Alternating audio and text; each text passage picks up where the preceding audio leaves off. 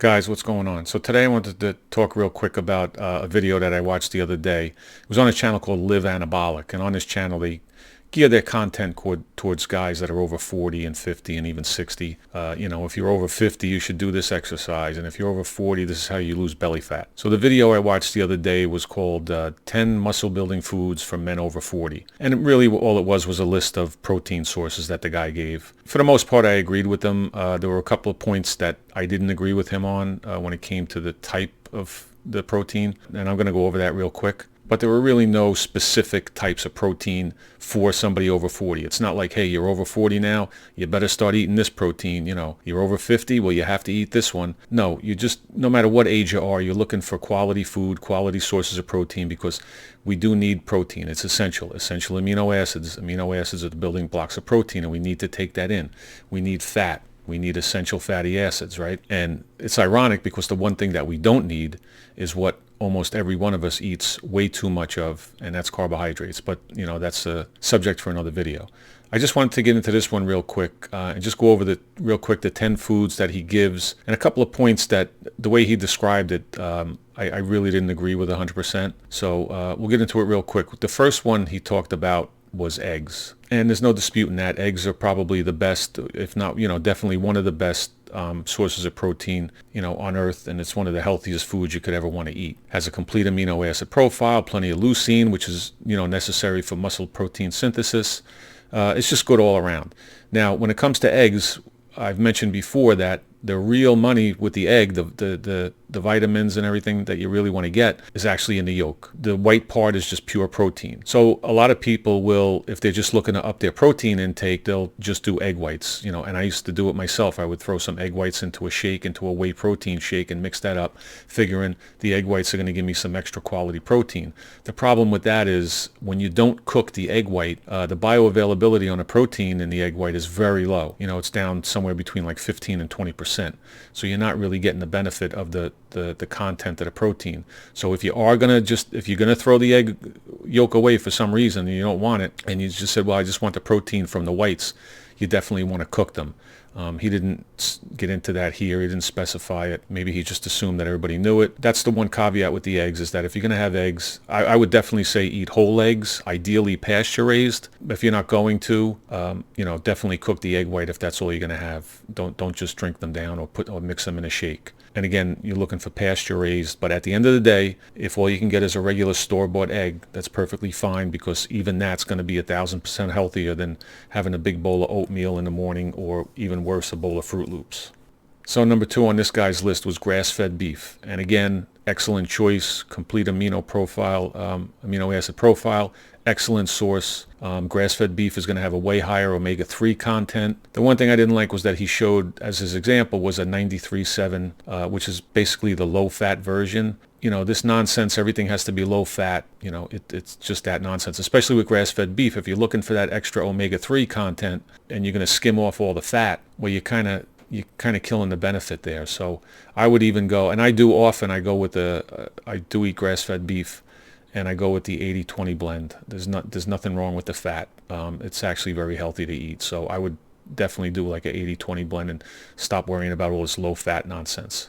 So his number 3 choice was salmon. I can't argue with that. Salmon's a very healthy fish. There's, again, the omega-3 content. It's a great source of protein. Overall, very healthy food to eat. The problem I have in this video is that he displays a bag of, it's Sam's Choice, which I believe is a Walmart brand, of salmon, which is farm salmon. And I've done some research on farming methods and just things about farmed fish, and I have a big problem with it. I'm not going to eat it. And again, you talk about the omega-3 content in salmon, it's not going to be there when it comes to farmed fish. And if you see the label here on the package that he displays, it's a farmed fish, obviously, it's from Chile, and it has artificial color in it. And the reason for that is, salmon are that pink or reddish color, and they get that as a result of whatever it is they do out in nature. That just develops naturally in the meat. But when you have farmed fish, it's just like a pale gray. So they actually have to color it to make it look more appetizing. So I agree with him when it comes to salmon, but only if it's going to be wild caught. I would stay far away from any type of farm fish. Now this one, I was hoping was going to be some kind of joke. He shows a bottle of pomegranate juice. Actually, if you look closely at it, it's a bottle of pomegranate cherry juice. Now, pomegranates on their own, the actual fruit, are very healthy. There's a lot of antioxidants, and there is some research on them that they do help with muscle repair after muscle breakdown as a result of, say, resistance training. Eating a pomegranate is extremely healthy. But again, I did a video about juices not too long ago, and I'll put that link here or here. Again, this guy's showing a bottle of pomegranate cherry juice, which is pure sugar. A 12-ounce serving has about 13 packets of sugar. Not only that, but to take it a step further, it's from concentrate. It's juice from concentrate. You're squeezing the juice, and then what you're actually doing is you're taking the juice, and if there are any nutrients left in the juice, you're going to suck those out because they suck the water out of the juice to make, again, like some type of sugary paste. And then they reconstitute it, they add water back and then put it in a bottle. And at that point, you're getting a bottle of sugar water. Whatever benefits that you could remotely get from this juice, which I don't think there are any, I'm not really going to, take the chance of rotting out my liver just to get it. I'll eat a whole piece of fruit. I'm 1,000% against what this guy's saying here by even showing that bottle because, it gives people the idea that, hey, if I drink this juice, I'm going to grow muscles. And it's definitely not the case. You're just going to rot your liver out. Next one he gets into is clams, and he goes over the benefits, and I agree with that. Shellfish, again, are a good choice, good quality protein. And clams is about over 20 grams of protein and only like 3 ounces. But again, you get into the farm-raised or wild-caught issue when it comes to this too. So if you're going to go for, really any type of seafood, I'm going for something that's wild-caught rather than something that's farmed. So his next one is cottage cheese, and off the bat, I'll say, yeah, it is a good choice. It's a casein protein. It's slow digesting. It's a good source of protein. Talking about full-fat cottage cheese. My problem with this one is that this guy shows off a container of fat-free cottage cheese. The milk didn't come out of the cow fat-free. We took the fat out, and there was no reason for it because it's a perfectly healthy food with the fat in it. So, a lot of times you'll see cottage cheese, with fruit added. That means sugar. That means that they put some kind of jelly in it, some kind of paste that's made to taste like pineapple, which is just a bunch of sugar.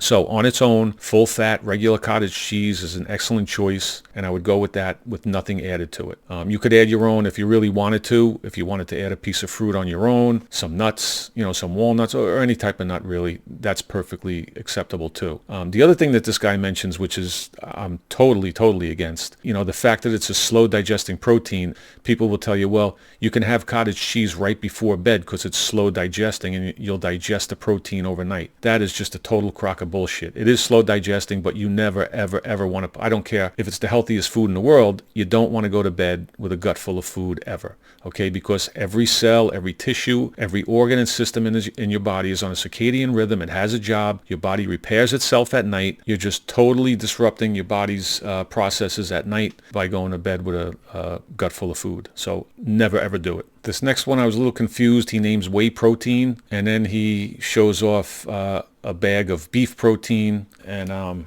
another type of protein, which is just a concoction of every different type of protein that you can come up with. But the bottom line is whey protein is a good source of protein. All you need is a plain whey protein isolate if you're going to go with the whey protein. Again, you don't want that to be your only source of protein, but if you're looking to supplement, if you can't get an extra meal in during the day and you want to have a whey protein shake, it's perfectly fine. But you always just want to look for the cleanest whey protein isolate you could find. This stuff that this guy shows off is some concoction. There's one here, it's called MRE Light, and that's just I don't know what it is. It's a combination of beef, salmon, chicken, egg protein. Then he has some plant proteins, some rice and pea. And of course, when you see the word light on anything, okay, that's going to mean probably sugar-free or some of the sugar taken out. And what are they going to add in? If you look down at the bottom, there's your sweeteners, the sucralose and the ACE-K, which are highly toxic in the body and we want to stay away from. And then this other bagged protein that he's showing off is actually a beef protein that's sweetened with stevia.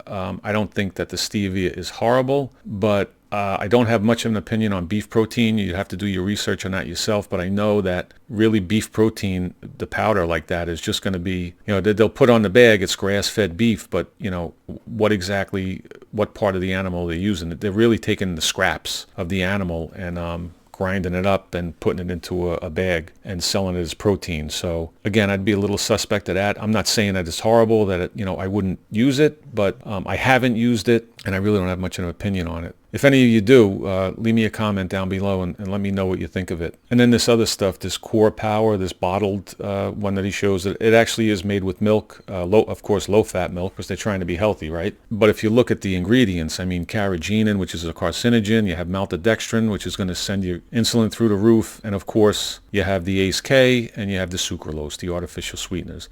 This one, I wouldn't drink it on a bet, so that one's definitely out. So then the next one this guy shows is Greek yogurt. I agree with him there. A good plain Greek yogurt, I eat that all the time. I think it's an excellent source of protein, and also the probiotics that are in there, which are great for your stomach and your gut microbiome.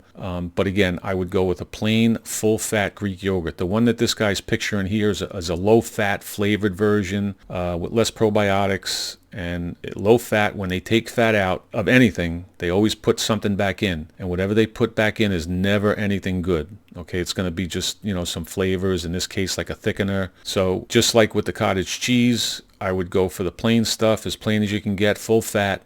And if you want to add in your own fruit and or nuts or something like that for a little flavor, some cinnamon, then go ahead. And I think that's a much healthier choice. Next one he brings up is shrimp. The bag that he shows off is actually a wild-caught shrimp. I have no problem with that. I love shrimp. It's pretty much pure protein. I don't have any arguments with that. But again, I don't eat it often, but I'm not going to go for anything that's farmed. And then the last one he shows off is chicken. A lot of people are on this skinless, boneless chicken breast kick, and they think that that's the healthiest way to go. Really, you're just getting, pure protein there. But I don't think it's too flavorful. I'm kind of over, chicken breast. I have no problem eating, and I do pretty often, boneless chicken thighs. It's a darker meat. Obviously, it has more fat in it, much more flavorful, and there's not much to them. I just throw them on the grill, or I put them in an air fryer, some salt and pepper, and I think they're delicious. I think that's the way to go. But, if you're one that doesn't mind the skinless, boneless breast and all, it definitely is a quality source of protein. And turkey too, you can go with turkey, in the same family, same thing there. It doesn't take much, the grill, an air fryer, some salt and pepper, maybe some hot sauce, and some vegetables on the side, and you got yourself a good meal. All right, so that's it, guys. Like I said, I watched the video the other day, and I just had a couple of issues with what this guy was talking about. I just wanted to go over it, because again, it's just what I do. So I appreciate you watching. I hope you have a good day, and I'm going to talk to you in the next one. Thanks.